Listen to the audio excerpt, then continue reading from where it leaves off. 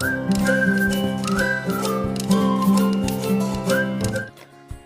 Friends, welcome to my YouTube channel dropper study point. आज हम शुरू करने जा रहे हैं एक इम्पॉर्टेंट ट्रिक जिसमें अपन आज कवर करने वाले हैं हाइब्रिडाइजेशन, जो कि केमिस्ट्री के मौलिक केमिकल बॉन्डिंग चैप्टर का एक इम्पॉर्टेंट टॉपिक है और इसके बिना केमिस्ट्री अधूरी है। ऑर्गेनिक और इनऑर्गेनिक केमिस्ट्री में इससे बहुत ज़्यादा क्वेश्चन नीट एग्ज़ाम में पूछे गए हैं पास्ट ईयर, और हर एक कॉम्पिटिटिव एग्ज़ाम जैसे जेई हो गया, नीट हो गया और बोर्ड एग्ज़ाम में भी इस टॉपिक पे बेस क्वेश्चन आता है। तो हम आज इस वीडियो के अंदर हाइब्रिडाइजेशन से रिलेटेड हर एक सवाल को अच्छे से एक ट्रिक के माध्यम से, मैं बेसिकली आपको 2 ट्रिक बताऊंगा अलग अलग कंपाउंड के लिए, उससे आपके सारे क्वेश्चन बन जाएंगे। तो हम स्टार्ट करते हैं इस वीडियो को और आगे चलते हैं।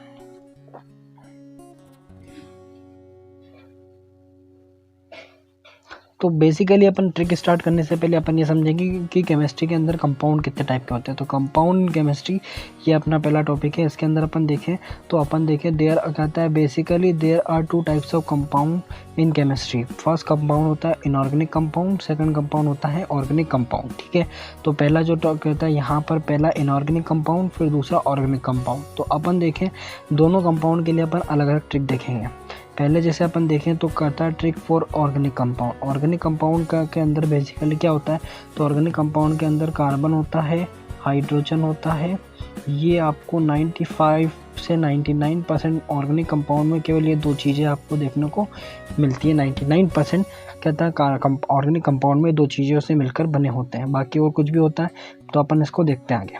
ठीक है, तो अपन इसकी ट्रिक देखें तो सबसे पहले आपको फर्स्ट पॉइंट ये बताता है आपकी अपनी ट्रिक का कि आपको जो भी ऑर्गेनिक कंपाउंड है उसमें जिस कंपाउंड का जिस एटम का आपसे हाइब्रिडेशन पूछा जाए, बेसिकली तो नॉर्मली इन जनरल कार्बन का पूछा जाता है, तो यहाँ पर अपन उसके पाई बॉन्ड को आपको गिनना है। ठीक है, अगर उसके पाई बॉन्ड का नंबर अगर 2 है, 1 है या फिर 0 है, ये 3 सिचुएशन पॉसिबल है कि उस कंपाउंड के अंदर 2 पाई बॉन्ड है, 1 पाई बॉन्ड है, 0 है, तो हाइब्रिडेशन क्या होगा इसको अपन डिसाइड कर लेते हैं, कर पाएंगे। तो हम अपन अगर उसमें उस कंपाउंड के अंदर उस कंपाउंड के उस एटम के अंदर अगर 2 पाई बॉन्ड है तो उसका हाइब्रिडेशन sp होगा, अगर 1 पाई बॉन्ड है तो उसका हाइब्रिडेशन sp2 होगा, अगर 0 है तो हाइब्रिडेशन sp3 होगा। मतलब एक सिंगल ट्रिक के अंदर अपन सारे ऑर्गेनिक कंपाउंड का हाइब्रिडेशन समझ गए। जब भी आपसे कार्बन का पूछे आप ये देख लो कि कितने पाई बॉन्ड है, अगर 2 है तो अपन sp लगाएंगे, अगर 3 है तो अपन क्या कहता है 3 तो होगा नहीं, अगर 1 है तो अपन क्या लगाएंगे sp2, अगर 0 है तो अपन क्या लगाएंगे sp3। आगे चलते हैं। ठीक है, अब इस पे बेस अपन आगे क्वेश्चन भी करेंगे। ठीक है, तो अब अपन देखें हाइब्रिडाइजेशन इन इनऑर्गेनिक कंपाउंड। इनऑर्गेनिक कंपाउंड का हाइब्रिडाइजेशन कैसे सीखेंगे, तो इसके लिए अपने को आता है कहता है वैलेंसी। अपन पढ़ क्या है, कहता है कि यहाँ पर अपने को बेसिकली इन जनरल अपना वैलेंसी के बारे में पता होता है।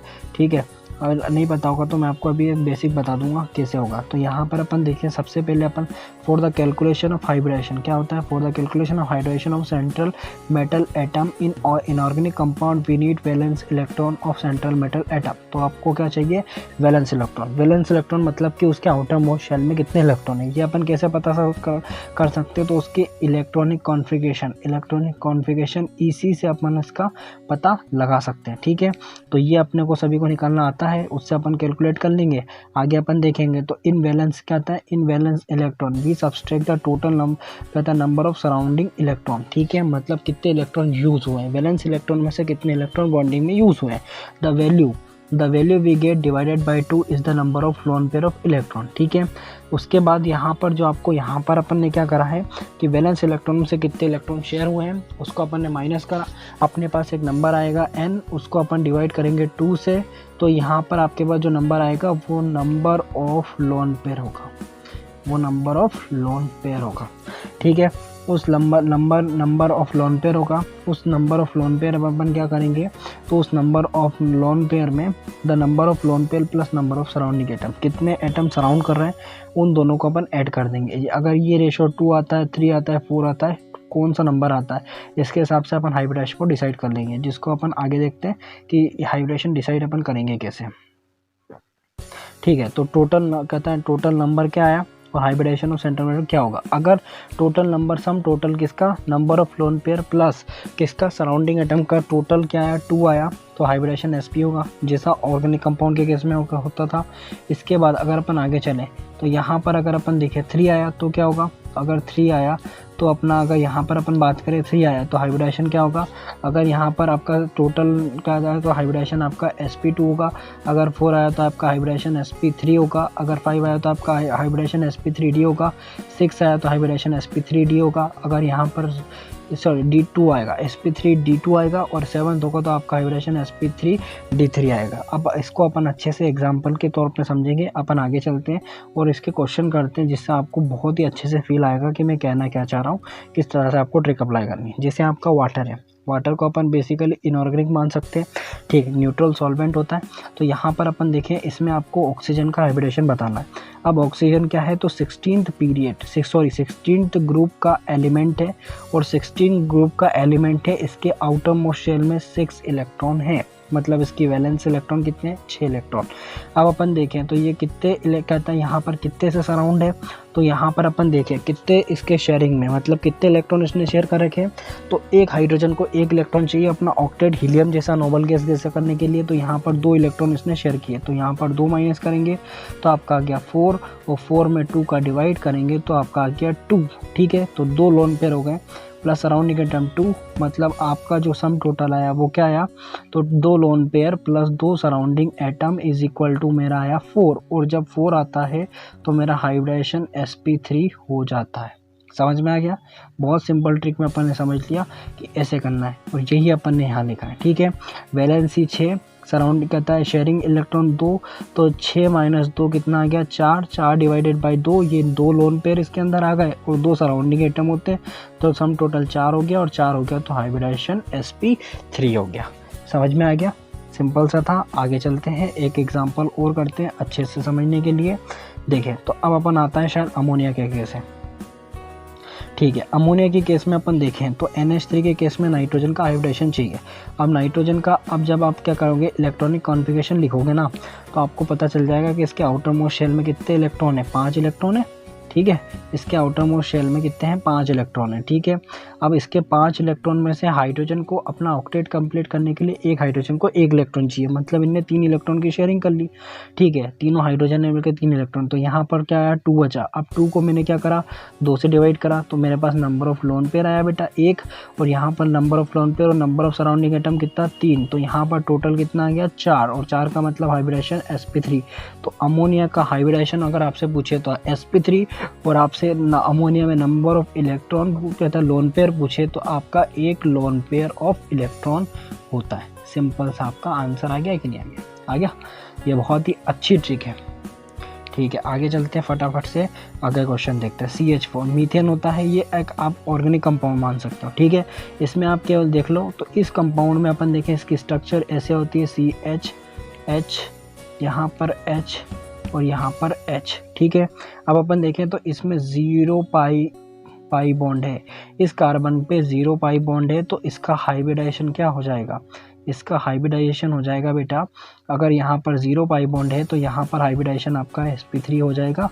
अपनी जो ऑर्गेनिक केमिस्ट्री की पहले ऑर्गेनिक कंपाउंड की ट्रिक थी उसके अंदर मीथेन आपका आता है, तो यहाँ पर ये हो गया, तो मीथेन का जो हाइब्रिडाइजेशन होगा वो, या तो ये आपका एक सिंपल सा तरीका, या फिर अपन इस ट्रिक का भी यूज़ कर सकते हैं जो लगाई थी कि यहाँ पर कितना कार्बन के जो वैलेंस इलेक्ट्रॉन होते हैं 4 होते हैं, और यहाँ पर कितने 4 का हाइड्रोजन को 4 इलेक्ट्रॉन चाहिए, तो 4 माइनस 0 तो 0 लोन पेयर, 4 सराउंडिंग एटम तो 4 और 4 मतलब sp3। इस तरीके से भी ये सॉल्व हो जाता है, ठीक है।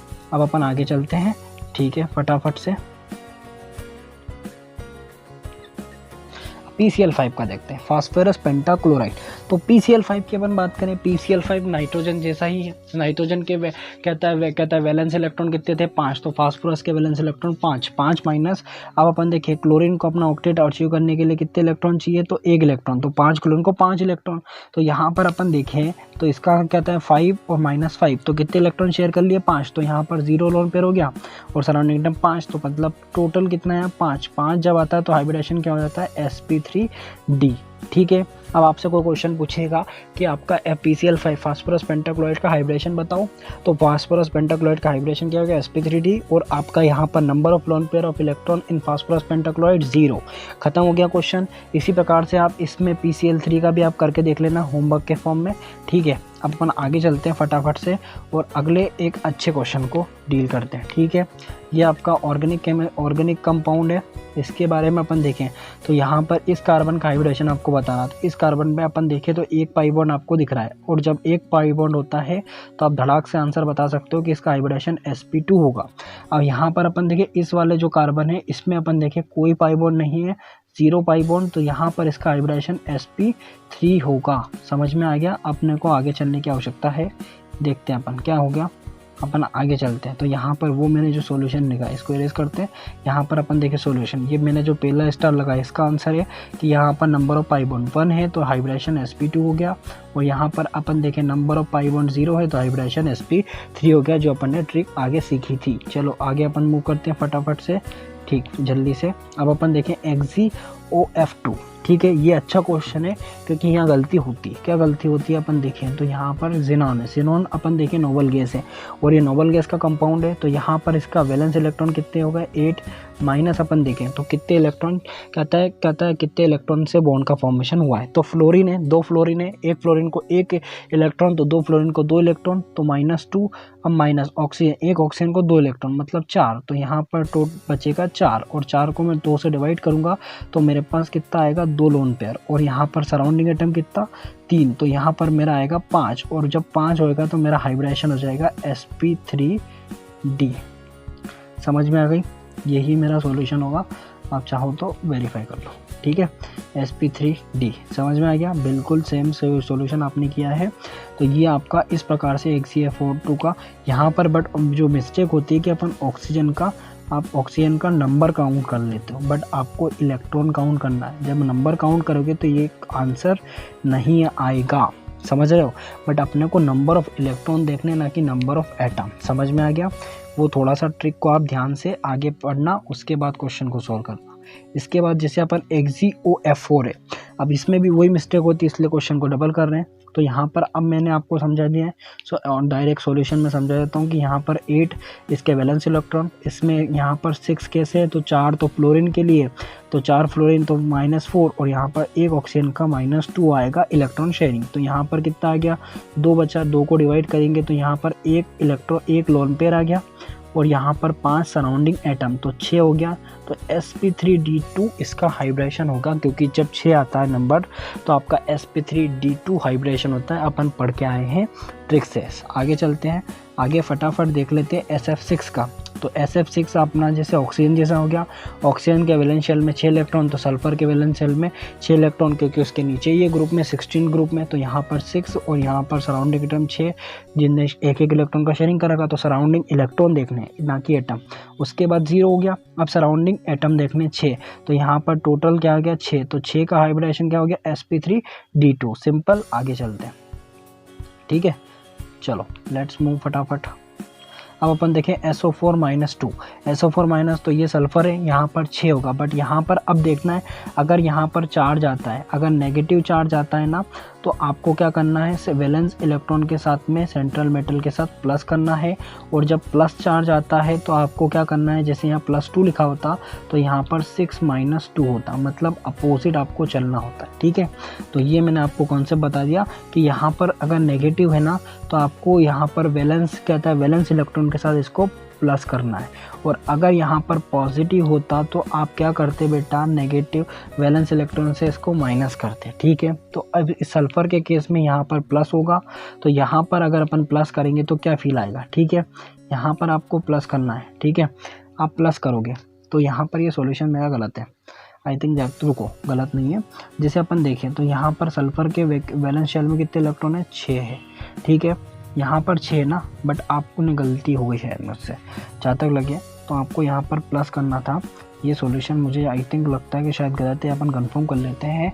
जिससे सल्फर है, सल्फर के वैलेंस शेल में 6 इलेक्ट्रॉन, अब मैंने इसमें क्या करा, प्लस करा, तो मेरे पास 8 आ गए। 8 माइनस में कितना करूँगा, 8, तो ये आ जाएगा 0। समझ में आ गया। 0 डिवाइड बाई 2 करूँगा तो प्लस आपका सराउंडिंग एटम 4, तो मेरा हाइब्रिडाइजेशन बिल्कुल सही आ रहा है। ठीक है, गलत नहीं है, केवल यहाँ पर मैंने मिस्टेक कर दी है कि यहाँ पर मुझे 8 लेना पड़ेगा। क्यों लेना पड़ेगा 8, मैंने आपको रीज़न बता दिया है। तो यहाँ पर 6 + 2 आएगा और यहाँ पर भी 8 आएगा। ठीक है, वो प्रिंटिंग मिस्टेक है, आप उसको इग्नोर करो। Thank you.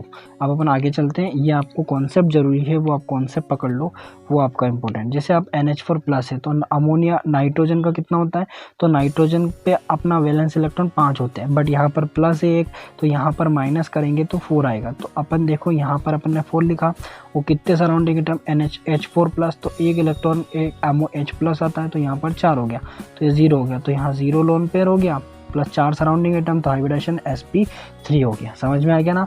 अब अपन आगे चलते हैं, आगे देखते हैं अगला क्वेश्चन। जैसे N3-, इसको अजाइड बोलते हैं। अब यहाँ पर अपन देखें तो इसको कैसे मान सकते हो, तो आप इसको ऐसे मान सकते हो कि एक नाइट्रोजन सेंट्रल मैटर का एटम का काम कर रहा है और 2 सराउंडिंग का काम कर रहा है। तो यहाँ पर नाइट्रोजन में कितना होता है, 5 होता है, बट इस पर एक माइनस चार्ज, तो यहाँ +1, तो यही अपन ने यहाँ पर लिखा है। और एक नाइट्रोजन के कहता है वैलेंस, कहता है कितने इलेक्ट्रॉन चाहिए बॉन्डिंग के लिए, ऑक्टेट के लिए। तो क्योंकि ऑक्टेट कैसे अचीव होगा, तो इसको नियॉन जैसा अचीव करना है, तो यहाँ पर -3 होता है। ठीक है, तो यहाँ पर -3 होता है, तो यहाँ पर 2 नाइट्रोजन है तो एक आता है -6, तो यहाँ पर 0 लोन पेयर हो गया। ठीक है, तो 2 आ गया, तो हाइब्रिडाइजेशन आपका sp आ जाएगा। समझ में आ गया। तो इस प्रकार से अपन ने हर एक वेरिएशन का सवाल किया है हाइब्रिडाइजेशन से बेस, कि आप कैसे मिनटों का सवाल को सेकंड्स में सॉल्व कर सकते हो। और ये अब मैं आपको गारंटी देता हूँ कि आप अलग अलग वेरिएशन के जब सवाल सॉल्व करोगे तो आपको कॉन्फिडेंस आएगा कि ये ट्रिक बहुत काम की है। ठीक है, thank you for watching my video. अगर आपको ये ट्रिक अच्छी लगी तो kindly subscribe my channel and support to motivate us and to further upload this type of content. Thank you so much, bye bye, मिलते हैं अगले वीडियो में।